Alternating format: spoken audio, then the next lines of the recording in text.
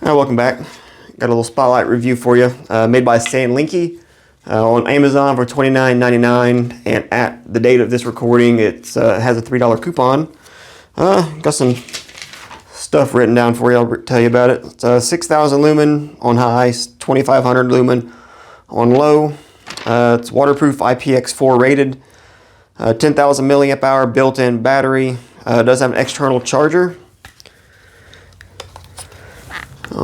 There's your input to charge it. It does come with a 12 volt and your typical 120 volt, but there's a USB output to charge like a phone or whatever else.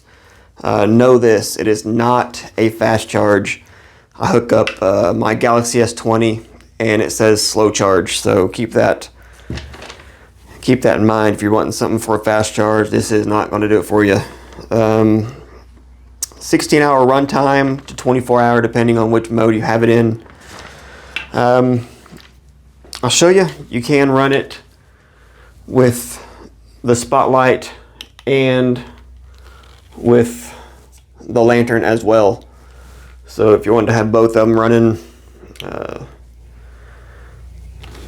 or you can have your red and blue flashing and your spotlight. You know, if you're on the side of the road, someone could be having this aimed at the what you're doing, changing a tire, and then have the flashy blue, flashy red at oncoming traffic, so they know, you know, hey, don't kill us. So I'll show you a video comparing this to some other smaller handheld flashlights. Remember, this is a spotlight. In the video, it's going to be hard to kind of get the general idea. You're going to see mainly the first city block, and it's just this is going to look terrible because it doesn't have the flood. But if you kind of pay attention, this has damn near twice the throw as like a handheld flashlight. All right, so this is going to be the 6,000 lumen lantern. You can see the beam. It goes all the way down about 2.5 blocks or so. You can see the spill.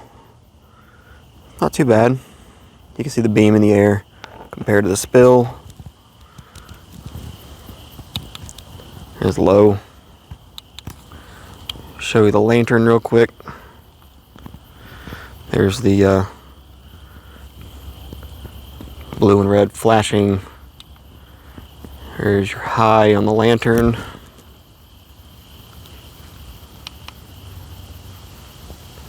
There's your low.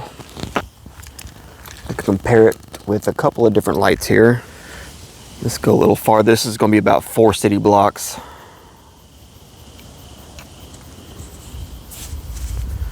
There's a Sonic way down at the end, and this does not shine on the Sonic. Neither does the M2R Warrior Pro. But when I get this lantern, I do see the beam going right off the Sonic. But the spill kind of is awful. All right, so what do you think about the flashlight compared to handheld flashlights? This has its purpose. Walking around, doing general walk around in front of you, this is not going to be for that. You're going to want just a little basic handheld flashlight. 1,000 to 2,000 lumen. Do I think this is 6,000? No, I don't. The LED honestly is super small. I think what's doing this thing any justice is the reflector. It does have the distance, but really lumens doesn't matter with distance. It's the candela, and that is because of the reflector. But like I said, if you're wanting something to look a quarter mile away, this will probably do better for you than almost anything out there that's small and handheld and 3,000 lumen, 4,000 lumen. But I think it's worth it for the $26 after the coupon.